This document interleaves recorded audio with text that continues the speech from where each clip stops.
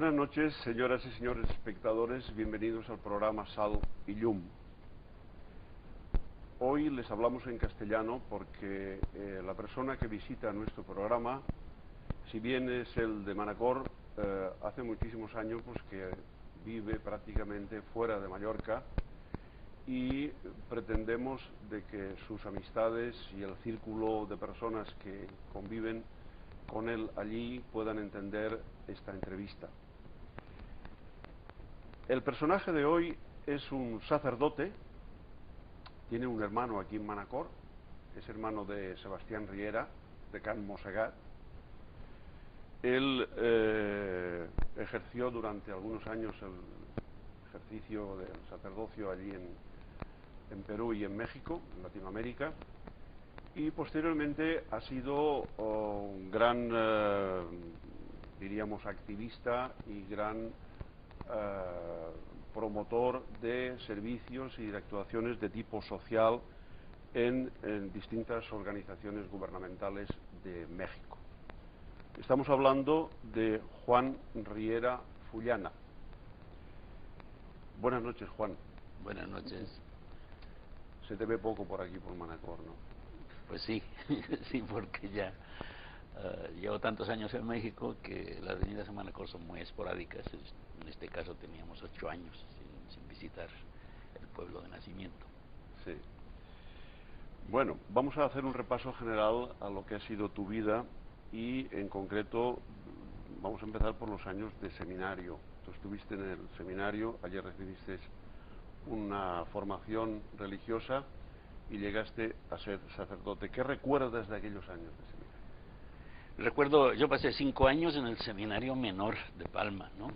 Pero después me pasé al Colegio de la Sapiencia, ¿no? En el seminario recuerdo su insistencia en la disciplina, ¿no? En el estudio, en la reflexión, meditación, la formación religiosa. Después tuve ciertos conflictos con ciertos superiores y pude irme a la Sapiencia, al Colegio de la Sapiencia, fundado en 1635. Y no teníamos superiores, éramos 8, teníamos elecciones anualmente, elecciones secretas por votación. Y ahí sí fue otro tipo. Académicamente, dependiendo del seminario, al que agradezco. Hice clase con nosotros seminaristas. Sí, sí. Al que agradezco al seminario la formación académica, la formación moral, ¿no? A pesar que después lo vamos a comentar, descubrí que no era diferente a lo que yo me encontré en América Latina. Bueno, te ordenas de sacerdote, ¿en qué año? En mayo de en junio, el 16 de junio de 1968. Casi nada. Mayo del 68, junio del 68. Seguro que eso influenció muchísimo en ti, ¿no? Sí, mayo del 68, a nivel mundial, pues fue un mes muy movido. En el seminario, en el retiro previo a la ordenación sacerdotal, fue en mayo del 68, tuvimos un problema con un compañero que después se ordenó, que es Mariano Moragues Rivas de Pina, que él se iba a ordenar, lo iban a ordenar de diácono y le habían dicho que no lo iban a ordenar porque no había asistido a las clases de teología moral. Nosotros consideramos que era una injusticia porque muchos de nosotros realmente no nos gustaban estas clases porque el profesor era muy viejito, ¿no? Y no podía controlar a los alumnos, etcétera. Y dijimos que nosotros tampoco no nos ordenábamos porque consideramos que era una injusticia lo que se hacía, ¿no? Después de presiones de parte de los superiores, del rector del seminario, después de pláticas de negociación, logramos que sí se ordenara. Te ordenas de sacerdote y prácticamente en Mallorca no ejerces, te vas enseguida. No ejerzo nada, no fui inscrito en ninguna parroquia. Nos mandaron, éramos 6 que íbamos a viajar a Perú, nos mandaron a Madrid a un colegio mayor para una inducción a América Latina, sociología, etcétera. Y después salimos el 11 de enero de 1969, salimos en un barco hacia el Callao, Perú. ¿En barco? En barco, 20 días. Sí. 20 días de barco. Bueno, llegas a Perú. ¿Qué te encontraste en Perú entonces? En Perú la primera impresión bajando del barco fue descubrir una sociedad mestiza. Esto me impresionó, porque en Mallorca pues todos éramos blancos, ¿no? Unos más morenos, pero de todas maneras blancos. Y allá no, allá había chinos, había negros, había mulatos, había indios y cholos, que es el mestizo peruano. Fue la primera impresión que en el Callao que me llevé a ver suciedad y pobreza, miseria más que pobreza, porque en Mallorca yo había visto pobreza en mi familia, soy de familia pobre, pero allá era miseria que chocaba con mi concepción, ¿no?, de la pobreza y de la sociedad. Empiezas a trabajar en una parroquia, ¿no? En la parroquia de Nuestra Señora del Rosario, en la ciudad de Piura, a 1000 kilómetros al norte de Lima, donde había estado. Esta parroquia fue fundada por mallorquines. Sí. Había estado, el quien la fundó fue don Bartolomé Baquer y Jaime Santandreu. Fueron los dos primeros sacerdotes que Jaime Santandreu, que es de Manacor también. Sí, sí. Mi relación de amistad con Jaime Santandreu me llevó a escoger Piura para ejercer mi sacerdocio. Llegué, me nombraron párroco de la parroquia y encargado de los cursillos de cristiandad y profesor y sacerdote de una escuela normal superior. Yo no había confesado nunca, no había dado extrema unción, no había ejercido como sacerdote, ¿no? Y me encargan todo esto y fue un peso muy fuerte. Era una parroquia de un barrio muy marginado, ¿no? Muy marginado. Y pues ahí empecé a descubrir un mundo nuevo, un mundo cultural nuevo, un mundo de comida nueva, un mundo de historia nueva, de interpretación de la historia, ¿no? Es decir, nosotros considerábamos que nuestros grandes héroes españoles eran los conquistadores y allá son los asesinos, los explotadores, etcétera, toda una. Y fui descubriendo que la teología moral, la moral que habíamos estudiado en el seminario, no servía.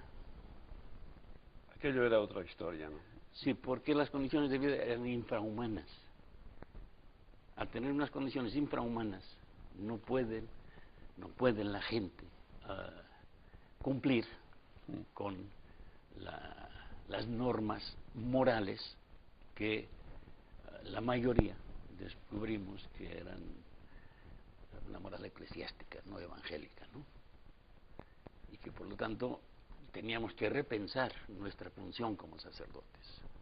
Allí empezaste a descubrir tú que una cosa es la moral de la Iglesia y otra cosa es la moral del Evangelio. Sí. ¿Quieres decir que hay una distinción? Total. Es decir, si uno lee el Evangelio, descubre qué es lo esencial. No el ropaje que durante tantos siglos se ha ido pegando, ¿no?, a lo esencial y lo ha disimulado o lo ha escondido. Ante esto, además en aquellos tiempos estaba muy vivo el asesinato de Che Guevara, estaba vivo el triunfo de la revolución en Cuba, el sacerdote colombiano Camilo Torres Restrepo, que había sido abatido en un combate en la guerrilla. Ellos planteando, por ejemplo, Che Guevara decía, cuando los cristianos de América Latina se junten a la revolución, será imparable la revolución, el cambio de estructuras. Estaba sobre todo muy vivo lo de Medellín, ¿no?, en el 68. Sí. Medellín plantea que, por influencia ya de la teología de la liberación, plantea que los pecados pueden no ser personales, sino estructurales. Son estructuras de pecado, que estas estructuras producen la injusticia y la injusticia produce pobres. Por lo tanto, ya no se trataba tanto de confesar pecados personales, sino trabajar para un cambio de estructuras, ¿no? Allí estuviste hasta el 83, ¿no? No, en Perú. En la parroquia de Piura. No, hasta el 76, 1976. Hasta el 76. Sí. Todo este Fueron periodo, 8 años, ¿no? Los que 8 estuviste allí, años. sí. Todo este periodo el gobierno era militar, eran los militares que gobernaban porque habían dado un golpe de Estado en 1968, ¿no? Y el obispo, don Richter Prada, don Fernando Richter Prada, era el obispo auxiliar de Piura, que era hermano del ministro de Gobernación o del Interior, no sé cómo se dice aquí, que era militar, tanto era un agente muy al servicio del gobierno militar, y sí tuve problemas con él y mi decisión fue ya irme de Perú para evitar problemas más serios. Estuviste en Quito también, ¿no? Sí, en 1973, ante la dificultad de entender realmente la sociedad en la que trabajaba, descubrí que para hacer el bien necesitas tener un diagnóstico, necesitas conocer.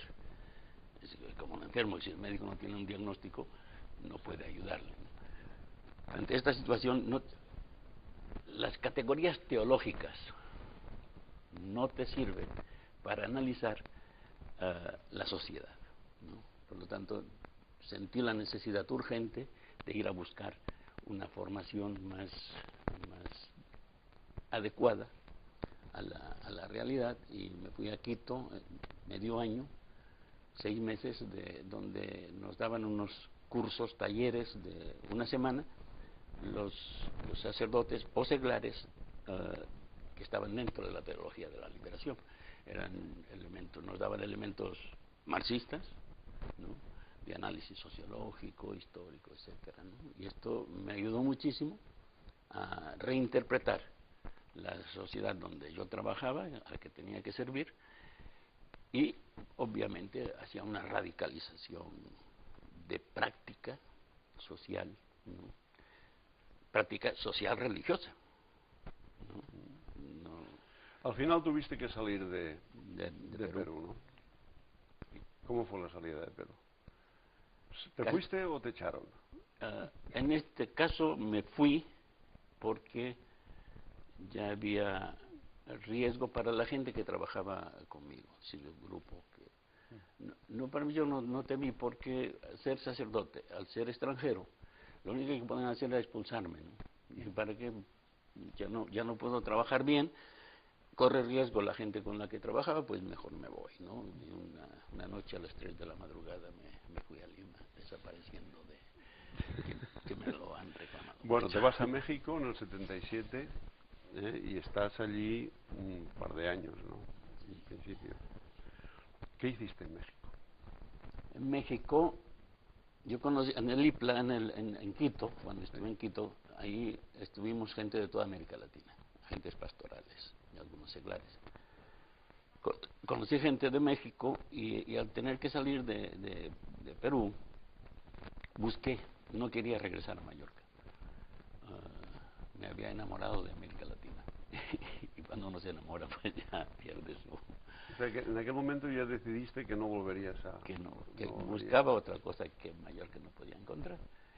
Y en México encontré una organización que se llamó Política, hacía una política popular. Buscábamos, es decir, el planteamiento fundamental era, nosotros planteábamos que los políticos y los partidos habían secuestrado la política. Por lo tanto, el pueblo no podía hacer política popular.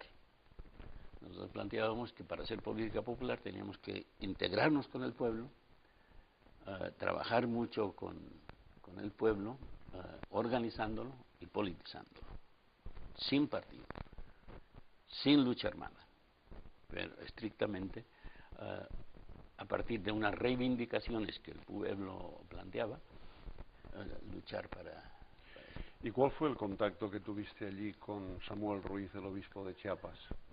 El primer año que estuve allá, el 77, estuve en unos barrios del norte de México, en la ciudad de Monterrey. Y después esta organización, don Samuel Ruiz, el obispo de Chiapas, siguiendo la línea del obispo español, Las Casas, Bartolomé de las Casas, se enteró de esta organización hacia una política popular. Don Samuel había hecho muy buen trabajo, a través de unos catequistas. Tenía más de como unos 4.000 catequistas, ¿no?, en todas las comunidades de su diócesis, que era fundamentalmente la selva, ¿no? Y cuando se enteró y descubrió esta organización, invitó a la organización a que le ayudaran a organizar mejor el pueblo indígena, ¿no?, las comunidades indígenas. Y muchos compañeros se fueron para allá, pero llegó un momento en que empezaron ciertos conflictos y me pidieron que fuera como sacerdote y como militante de esta organización, me fuera a Chiapas.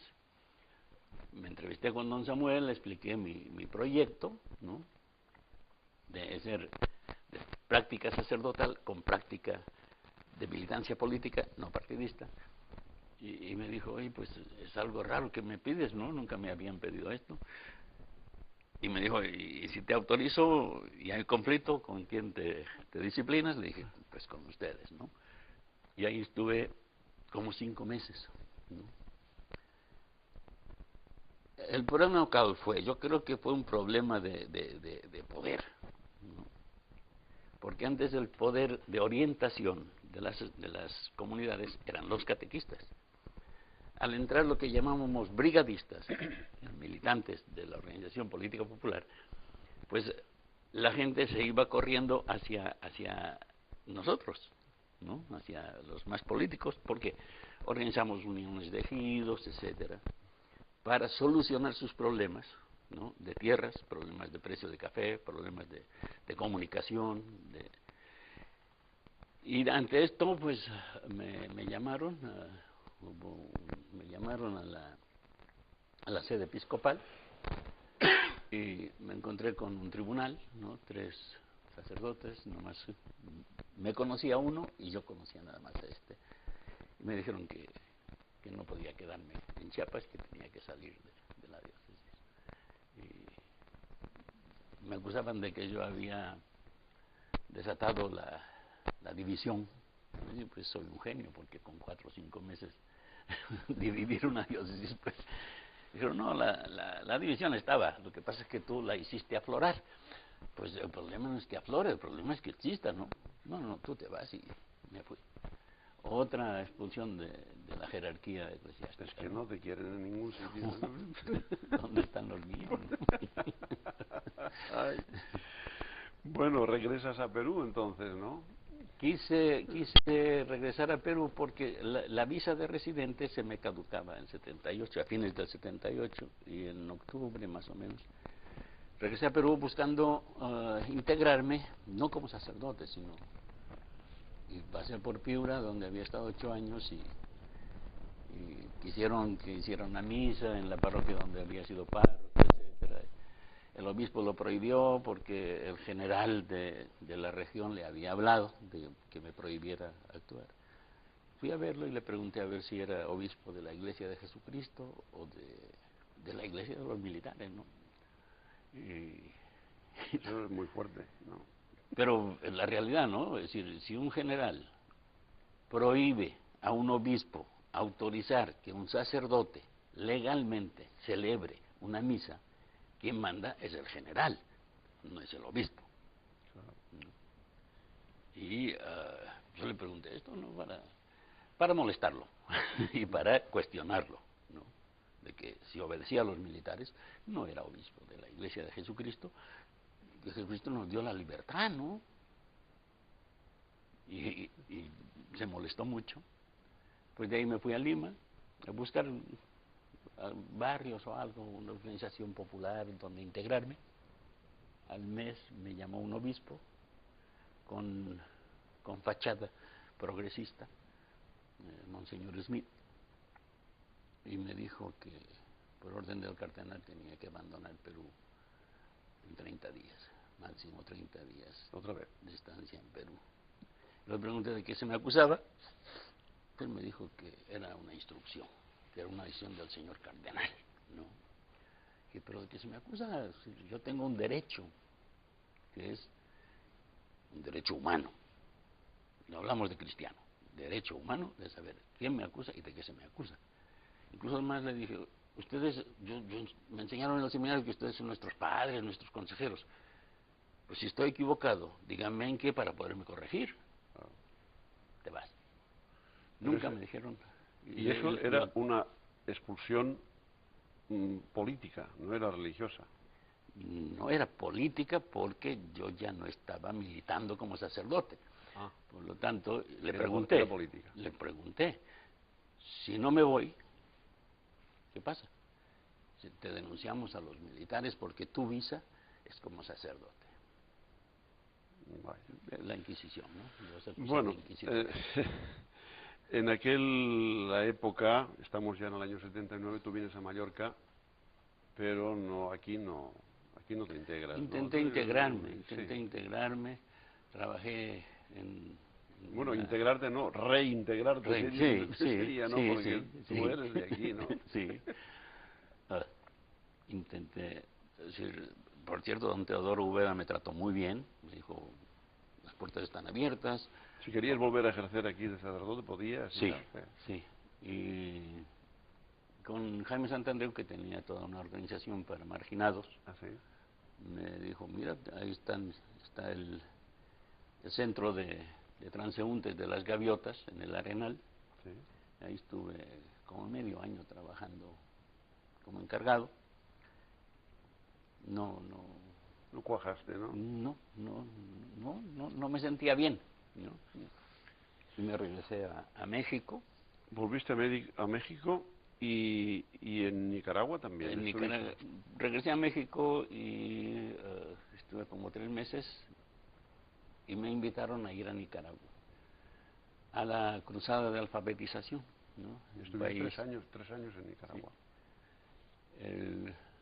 La primera gran decisión que tuvieron el Frente Sandinista después del triunfo, que fue en julio del 79, fue desarrollar una gran cruzada de alfabetización, porque el 70% del pueblo nicaragüense era analfabeta, ¿no? Porque obviamente Somoza no quería, como hacen todos los dictadores, que no quieren un pueblo instruido, ¿no? Así es. Y trabajamos medio año en esta gran cruzada de alfabetización, que fue una experiencia extraordinaria. Yo trabajé en una brigada que se llamaba de 215 universitarios, que se extendieron por todo el país con una grabadora y una guía de entrevistas, ¿no? El planteamiento era por qué el pueblo se insurreccionó contra Somoza, ¿no? Y apoyó a los sandinistas. Era la investigación de este tipo, ¿no? Nosotros decíamos que el pueblo es lo que hace la historia, es hora de que la escriba. Pero un pueblo analfabeta no lo puede escribir, pero lo puede hablar, ¿no? Una señora nos decía que la boca está para decir lo que los ojos ven. Y recogimos más de 7.000 horas de grabación, ¿no? Y después se creó, después de la cruzada de la alfabetización, se creó el Instituto de Estudios del Sandinismo. Y que era el instituto que los sandinistas querían que fuera el elemento ideológico de la revolución. Y ahí se creó un equipo y trabajamos una parte, 800 entrevistas de Masaya, de un pueblo cerca de Nicaragua, de Managua, y con puros testimonios elaboramos un libro, ¿no? Aquello era la época de Daniel Ortega, ¿no? No, Daniel Ortega vino después con las elecciones. Es decir, en aquel tiempo estaban 9, era una dirección colectiva. Como el Frente Sandinista tuvo 3 tendencias, los 3 comandantes de cada una de las tendencias formaron la Junta de Gobierno, ¿no? Y gobernaba colectivamente, otra experiencia nueva a nivel de una revolución, ¿no? Y ellos eran los que dirigían, eran los ministros de diferentes ministerios, y colectivamente se decidían las políticas, ¿no? Después se planteó, la gran discusión fue, ¿tenemos que hacer elecciones o no con el riesgo de perderlas, ¿no?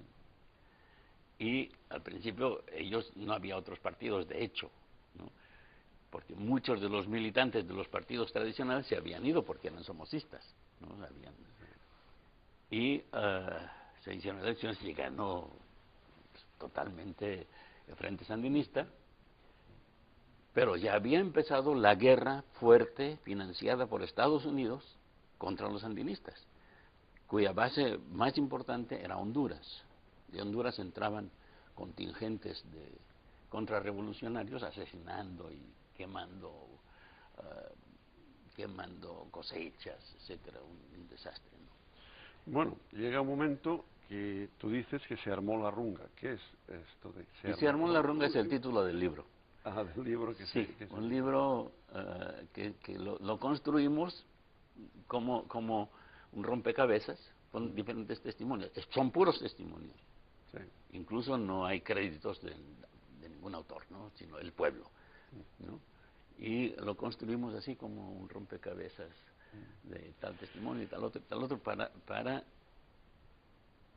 describir lo que sucedió a través del testimonio de sus protagonistas en una región que era de... Terminas aquella época y te vas otra vez a México, en el 83, sí. ¿no es eso? Sí. En esta vez fuiste voluntariamente, no te echaron. No, me fui voluntariamente porque ya no había perspectiva, porque o entrabas como militante de un partido, que yo siempre he rechazado la militancia partidista, porque creo que los partidos son un mal menor, pero son un mal. Y lo que pasa es que en Nicaragua llegaron unos amigos y me ofrecieron, vieron el trabajo que estaba haciendo con este del libro, me dijeron, oye, ¿por qué no regresas a México y haces este trabajo, ¿no?, sobre política popular, que quedó de política popular? Y sí, me regresé y me fui a vivir a un ejido, a una pequeña comunidad de 80 y tantas familias, reconstruyendo su historia a través de la historia oral, ¿no? Y esto fue en 1983, 83. Tú aquí, en esta época, ya habías roto totalmente con la Iglesia. Sí. O habías... Romper con la Iglesia es muy fuerte, pero habías dejado de ejercer como sacerdote. Y de practicar como cristiano. Y de practicar como cristiano... Litúrgicamente hablando. Practicante, diríamos, sí, ¿no? Sí. Sí, porque descubrí... ¿Qué fue esta? Porque yo considero que es importante este cambio, este abandono, por decirlo así, de una fe que a ti te había marcado tanto. Sí, a la que había dedicado mi vida. Tu vida. ¿Qué fue lo que te hizo abandonar? Fue cuando abandoné Perú, y fue una crisis muy fuerte que tuve. Cuando abandoné Perú, por eso te lo pregunto. Me integré a una organización política que practicaba más el Evangelio que la Iglesia Católica y que los cristianos. Eran muchachos, cientos de muchachos. Organización política. Política popular, no partidista. Insisto mucho en esto, ¿no? para distinguir. Y me encontré con muchos muchachos jóvenes, 18, 20, 22 años, que dedicaban su vida al servicio del pueblo, sin motivación religiosa. Y yo veía que en la práctica eran más cristianos, en la práctica, que los cristianos que yo había tenido en la parroquia, o que muchos sacerdotes. Y esto sin intentar hacer un proceso reflexivo, ideológico, me encontré con una ruptura total. Y encontré un sentido nuevo a mi vida. ¿Sí? Me llenaba el trabajo como me había llenado el sacerdocio, ¿no?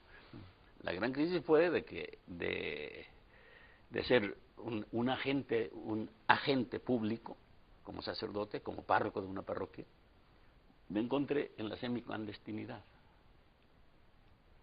Y ya no era el padre Juan, era el compañero Juan.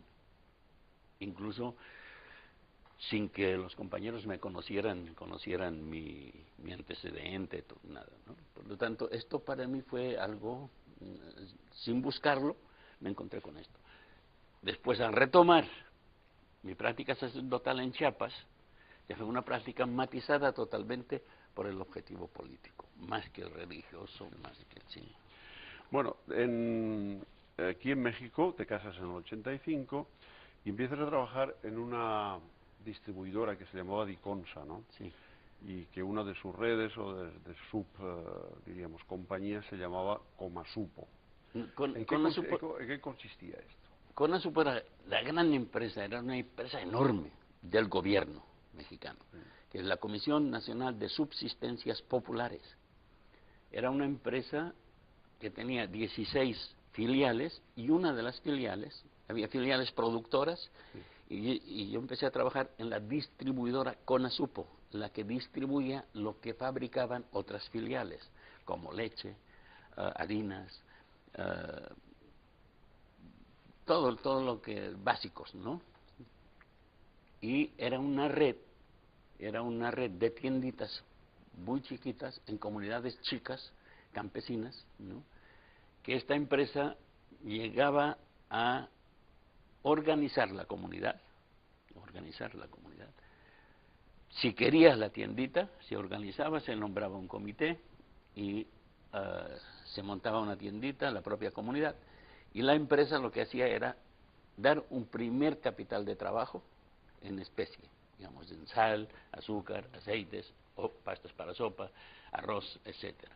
Y después, semanalmente se les surtía y se vendía a precio subsidiado, y se llegó a tener 17,000 tienditas de estas, ¿no? Por lo tanto, y mensualmente, para nosotros el objetivo era la organización, seguía siendo la organización más que el comercio.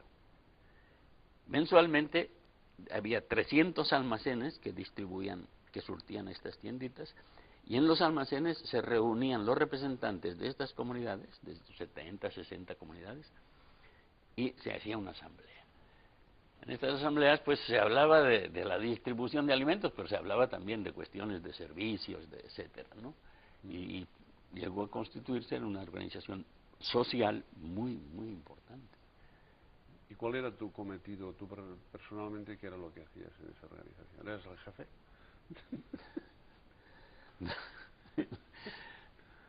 No, yo empecé de abajo, ¿no? El director de esta empresa éramos muy amigos, ¿no?, con el director.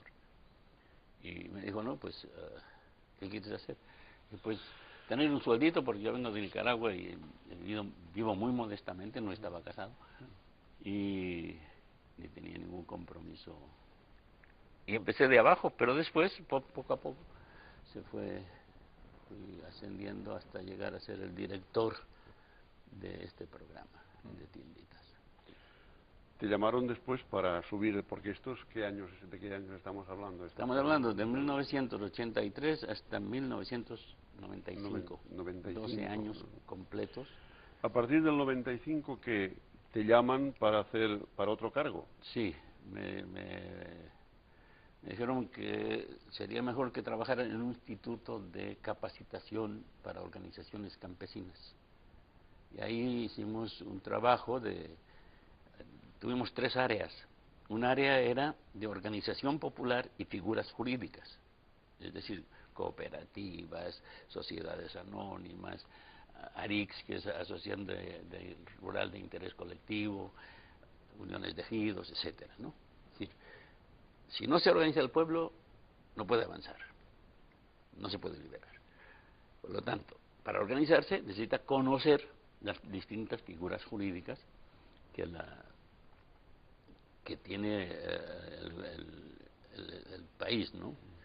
Era un área muy importante porque considerábamos que era lo fundamental para la organización. Después, si te organizas, es para algo, para producir. Entonces, otra área era elaboración y evaluación de proyectos productivos. Y si produces, necesitas comercializar, de lo contrario fracasas. Y había otra área que era capacitación para la comercialización. Fueron 6 años de trabajo con las organizaciones campesinas, el apoyo a la organización de otras figuras, y fueron 6 años muy intensos de este tipo de trabajo. O sea que siempre has trabajado, han sido con organizaciones de tipo social. Sí, siempre. Eso. Sí, porque después de estos 6 años me dijeron, pero lo que ustedes están haciendo tiene que hacerse mejor en otra institución del Estado, del gobierno mexicano, que era FONAES, Fondo Nacional de Empresas Sociales, que aquí, porque siempre el problema es el financiamiento. Los bancos no creen en los pobres. Si no tienes avales o no tienes garantías, dónde morder, los bancos no te prestan, ¿no? Por lo tanto, se creó este Fondo Nacional para Empresas Sociales, que era un fondo que daba créditos sin intereses a estas organizaciones campesinas, ¿no? Por ejemplo, un grupo de 20 mujeres que decían, hoy necesitamos un taller de costura para... Ahí se les financiaba a este grupo de mujeres con las máquinas, etcétera, ¿no? A grupos campesinos que decían, no, tenemos tierra, tenemos pastos, pero no tenemos ganado.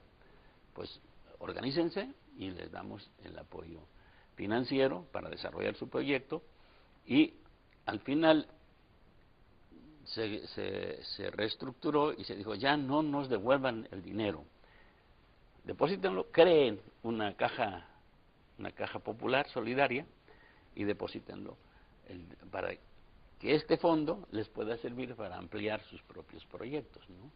Esto significaba revisar organización, revisar los proyectos si eran rentables o no, etcétera, ¿no? Y sí, seguí trabajando durante 6 años, siempre 6 años. Es un periodo de 6 años, Sí. ¿no? Estamos en el 2006 y llegas y vas a Oaxaca. Oaxaca. ¿Qué es lo que...? Oaxaca es el estado más complicado de México, ¿no? Son 32 estados, es el más complicado. Por la situación étnica, ¿no? Son como 14 grupos étnicos, con su lengua, con su cultura, etcétera. Complicado por la propiedad de la tierra. El 85% de la tierra es propiedad de comunidades, propiedad comunal, que se rige de... Complicado porque son 570 municipios, de los cuales 407 no tienen elecciones por partido, sino por usos y costumbres. Se reúne la comunidad y dice, pues vamos a elegir un presidente municipal, te toca a ti. Un año. Después le toca a este, otro año. Después este, otro año. Normalmente son indígenas con muy poca preparación académica, ¿no? Muchos de ellos casi no hablan castellano, ¿no? Tanto esto complica mucho también el manejo de toda esta situación. También el tipo de tierra, ¿no? Más del 70% son bosques. No es un estado agrícola, ¿no? Sino más bien forestal o minero, ¿no? Y hay toda una gran complejidad. Tiene un sindicato de maestros, disque de oposición, pero hay un sindicato nacional, y allá está lo que se llama la coordinadora, que son maestros, se presentan como de izquierda, pero son tan corruptos como los de derecha. Y se creó un grave problema en el año 2006, un problema de ingobernabilidad, y que inició con este sindicato que no aceptó la propuesta del gobierno de apoyo, y este sindicato se instaló en la ciudad, ¿no? Miles, con sus tiendas de campaña, y ahí estaban. Hubo una represión de parte del gobierno, una represión absurda, políticamente incorrecta y ejecutada con los pies. Esto provocó un gran rechazo popular, ¿no? Y muchas organizaciones populares se unieron a este movimiento, y se creó la Asamblea de los Pueblos de Oaxaca, la APO. Y empezaron a montar barricadas en la ciudad, ¿no? De hecho, el gobierno ya no podía ni tener diálogo con ellos para negociar una salida, ya no aceptaban ningún tipo de relación con el gobierno, y el gobernador lo que buscó fue a un agente que lo aceptaran como interlocutor, ¿no? Y escogió a un amigo mío que había trabajado en esta empresa de Diconsa, ¿no? Nos conocimos allá, y me dijo, oye Juan, ¿por qué no te vienes para hacer este trabajo de recomponer el tejido social, ¿no? Y buscar una salida a esta situación?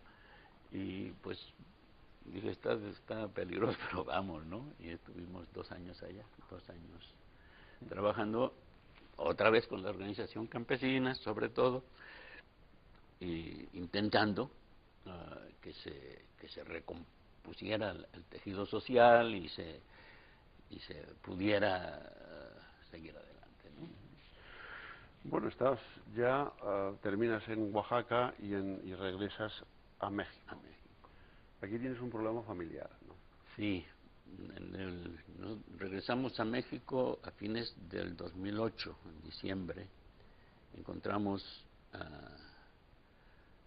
a un hijo de mi esposa que se detectó que tenía cáncer en el cerebro y que le afectó todo el sistema nervioso central y pues tuvo peritonitis, neumonías, influenza, etcétera.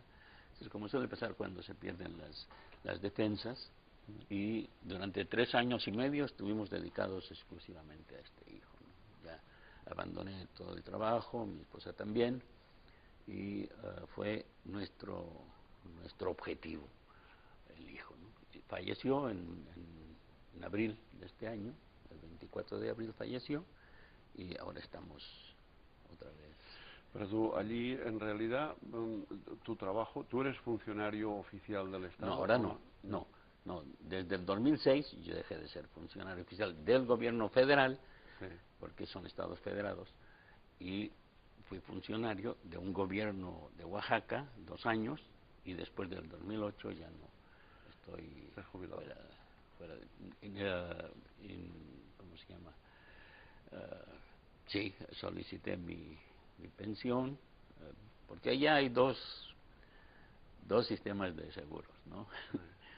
Yo durante 12 años coticé en el seguro social normal y 12 años en el seguro de los trabajadores del Estado. Y solicité, gestioné los 2 seguros, y sí me dan algo. Para poder no sirve para vivir. Bueno, no se puede hablar de México, o por lo menos aquí, cuando hablamos de México, por desgracia lo asociamos al narcotráfico.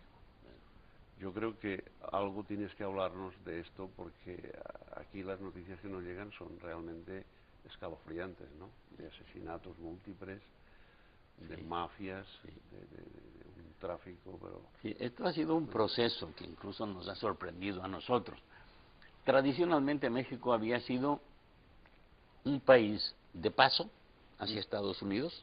La droga fluía de Colombia, Perú, Bolivia, hacia Estados Unidos, a través de México, pero sin ningún problema para México, y con una ganancia que eran los dólares que caían, ¿no?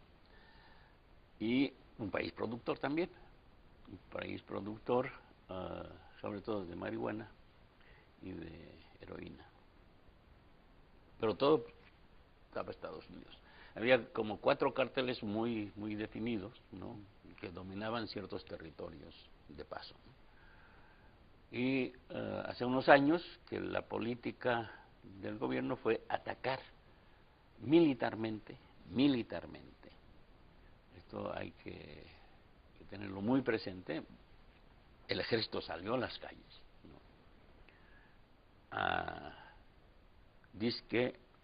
Decían que era para liquidar el narcotráfico, ¿no? ¿Cuál fue la estrategia? La estrategia fue agarrar y meter presos a los jefes, ¿no? Cuando se mataba o se metía a la cárcel uno de estos jefes, de estos 4 grandes grupos, ¿qué pasaba? que los segundones querían ser el jefe, suplir al jefe, y empezaron a pelearse entre ellos, ¿no? Porque antes el territorio era tal estado, es territorio del cártel del Golfo, ¿no? Por ejemplo. Pero después, dentro de este estado, se peleaban para tener territorio propio, estos 4 o 5 segundones, y así en todos los carteles, ¿no? ¿Esto qué ha provocado? Ha provocado un enfrentamiento entre ellos por lucha por el territorio. Pero dos cuestiones muy importantes que también han sucedido. Primero, han corrompido a la mayoría de agentes policiales y militares. En este momento hay 5 generales del ejército metidos en la cárcel por ser socios con el narcotráfico. Si son 5 generales, pues tú tienes un ejército ya muy desprestigiado también en México. ¿Qué pasa? Después dicen, vamos a depurar la policía. Y sacan 4,000 policías de la institución y se van con los narcos. Se vuelven en agentes del narcotráfico. Después, también hay la impunidad, ¿no? Es decir, hay la incapacidad de perseguir judicialmente los asesinatos, etcétera. De 92,000 asesinatos, nomás 715 han sido juzgados, ¿no? Después hay una situación de que dicen, por ejemplo, te secuestran a ti. Dicen, el narco, pero puede ser un delincuente común. Ya no hay una identidad del que delinque. Esto ha provocado una descomposición social muy, muy grave, y que realmente no sabemos cómo se puede recomponer. Hay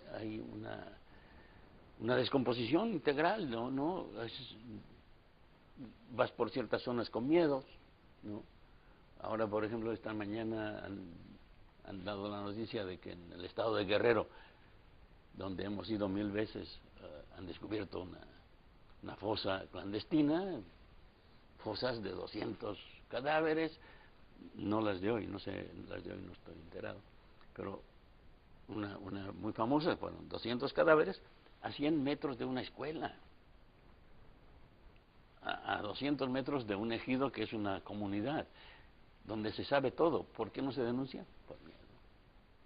Por miedo. Y esto afecta mucho y también a la inversión, ¿no? Porque tú no inviertes si no hay una seguridad. Porque te cobran derecho de piso, que se llaman, ¿no? Si tú tienes un negocio, te dicen, o nos pagas tanto al mes o te llevamos el negocio, ¿no? Cosas así que sí creemos que es el problema más serio que tiene México. Y ahora tenemos el gran interrogante del nuevo gobierno que va a entrar el 1 de diciembre. Eso es lo que te quería preguntar yo. ¿Cómo ves el futuro de México? ¿Tiene solución esto? ¿No tiene solución? ¿Tiene algún programa especial para acabar con Todavía no han dicho el nuevo gobierno qué tipo de programa va a ser. El planteamiento electoral es que se va a seguir atacando el narcotráfico, pero con ciertos cambios. ¿Cuáles? No sabemos todavía, no sabemos. El problema es muy serio, creemos que va a ser un proceso largo de recomposición, pero no sabemos realmente qué va a pasar, ¿no? El futuro está muy indefinido, ¿no? Muy desconocido. Sí, muy indefinido. Muy bien, Juan. Yo ya tenemos que dar por terminada esta entrevista porque el tiempo es el que manda, Sí. ¿sabes? En estos medios. Es el gran dictador. Sí. Yo quisiera que nos dieras algún último mensaje, no solamente a nosotros aquí en Manacor, sino también a tus, diríamos casi compatriotas, ¿no? De México. Yo creo que sería el mismo mensaje, fíjate, porque la globalización nos ha llevado a tener casi los mismos problemas, ¿no? Una cosa que nos ha extrañado aquí en nuestra visita son 2 cosas. Uno es la corrupción, que antes históricamente no se hablaba de la corrupción de los políticos, ¿no?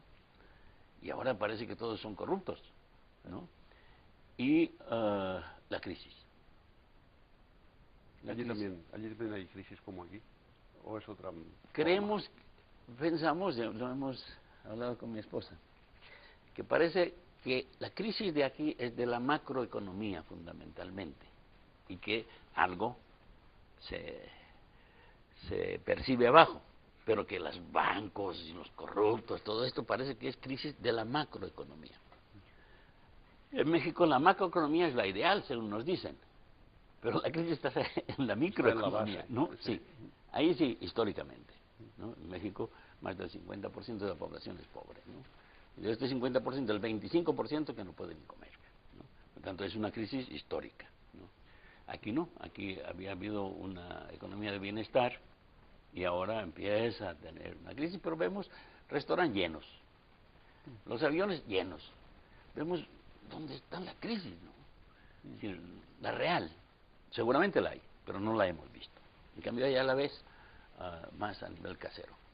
Ese mensaje yo creo que tendría que ser recurrir a los derechos humanos, a la sensibilidad humana, puede ser cristiana, puede ser social, puede ser de diferente tipo, pero superar la indiferencia hacia problemas sociales y aportar un granito de arena a la solución de estos problemas. El granito de arena porque no creo que podamos ser magos, ¿no? Pero si nos juntamos todos los granitos de arena sí se puede hacer algo. Yo creo que aquí y allá la reserva de valores humanos puede aportar algo, ¿no? Y mejorar la sociedad. Muy bien, Juan, muchísimas gracias por tu colaboración en este programa, y cuando te vayas allí a México le das un saludo muy cordial desde Manacor. Muy bien, muchas gracias, te agradezco la invitación y estamos a tu servicio. Y a ustedes, espectadores, también les agradecemos la atención que han prestado a este programa y les animamos, como nos decía nuestro invitado de hoy, Juan Riera Fullana, a que pongamos nuestro granito de arena para que podamos en el futuro disfrutar de un mundo mejor. Dentro de 8 días, la semana que viene, volveremos a estar con ustedes con nuevos personajes y nuevos reportajes que son sal de la tierra y luz del mundo, sal y llum. Buenas noches.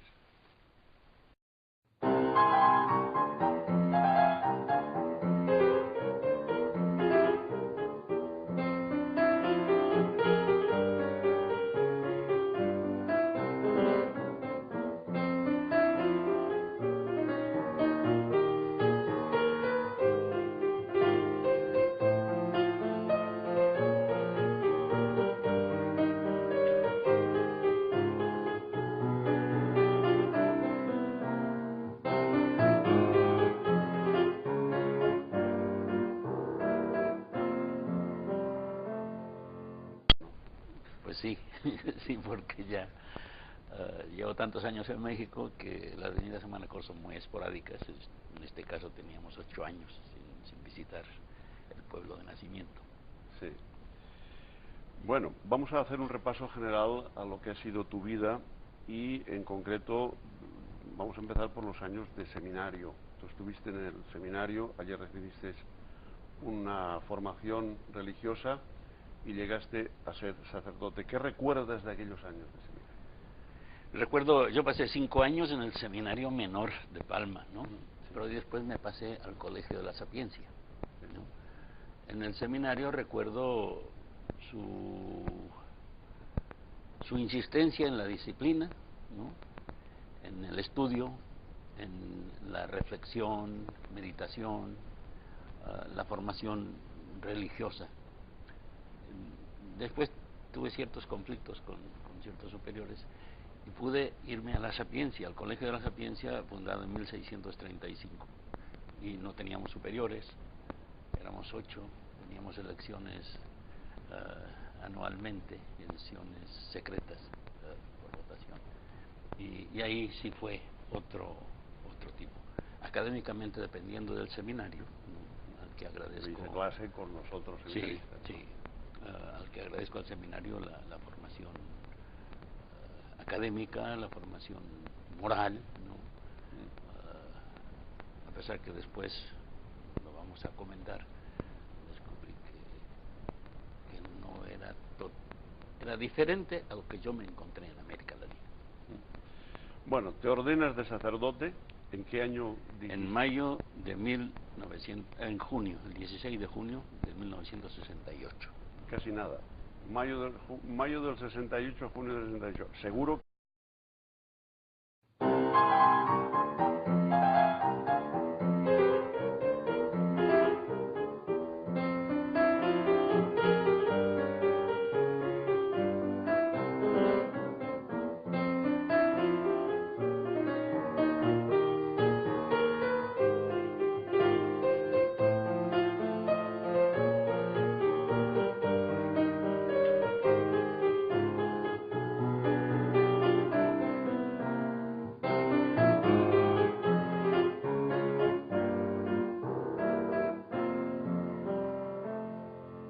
Buenas noches, señoras y señores espectadores, bienvenidos al programa Sal y Llum.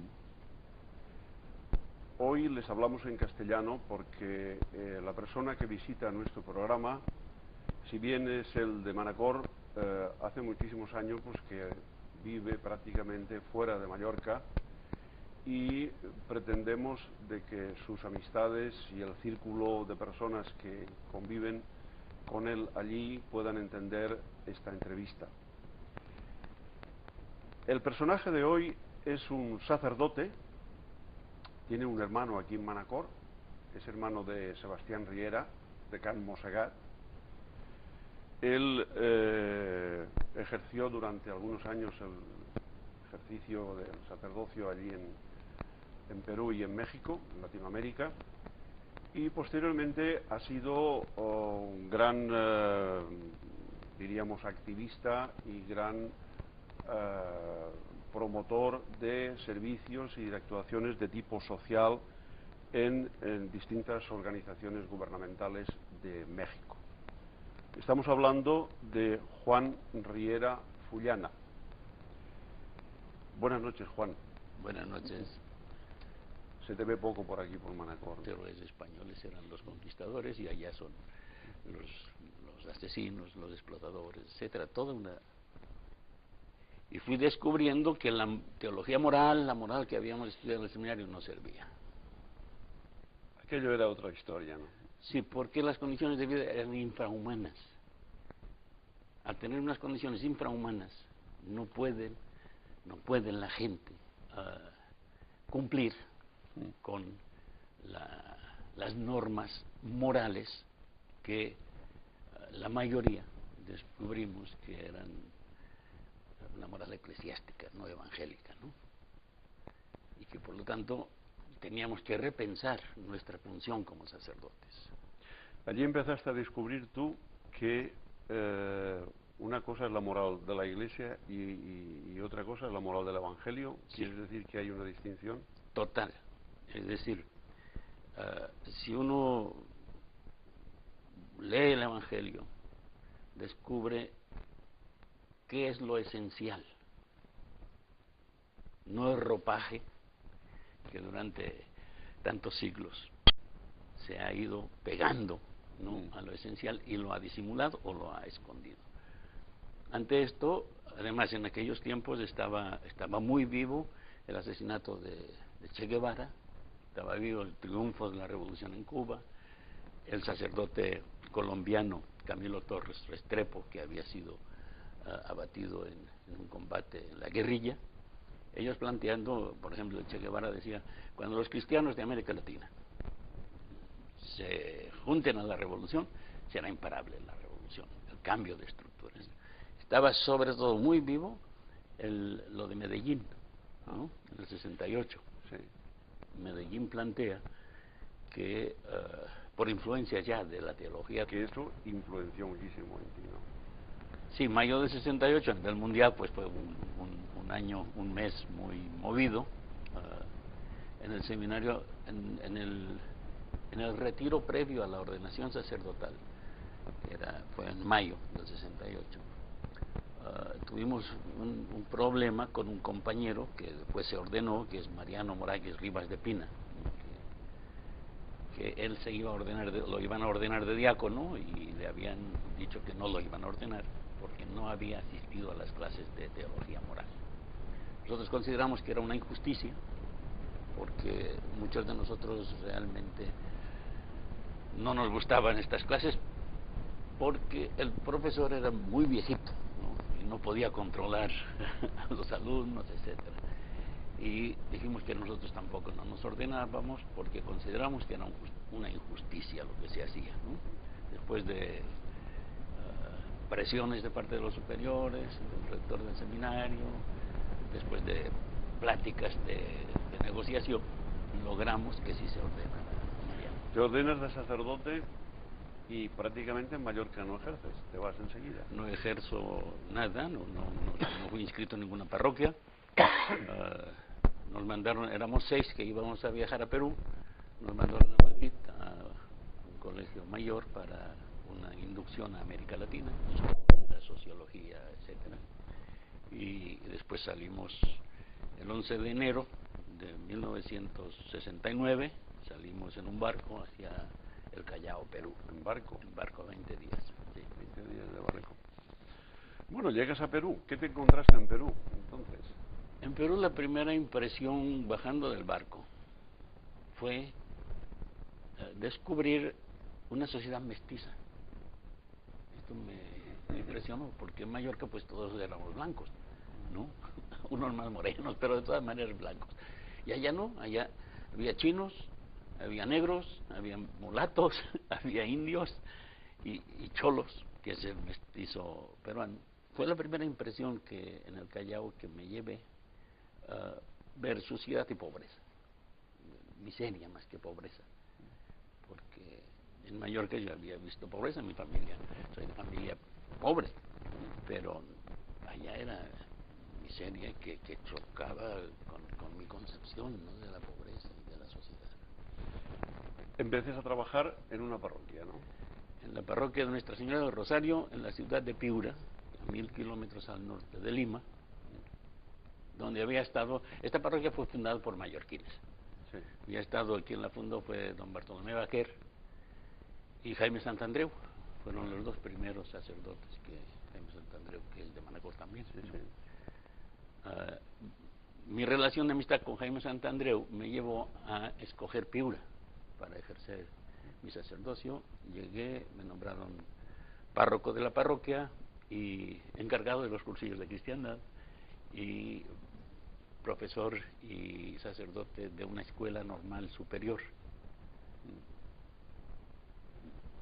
Yo no había confesado nunca, no había dado extrema unción, no había ejercido como sacerdote, ¿no? Y me encargan todo esto y fue un peso muy fuerte. Era una parroquia de un barrio muy marginado, ¿no? Muy marginado. Y pues ahí empecé a descubrir un mundo nuevo, un mundo cultural nuevo, un mundo de comida nueva, un mundo de historia nueva, de interpretación de la historia, ¿no? Es decir, nosotros considerábamos que nuestros grandes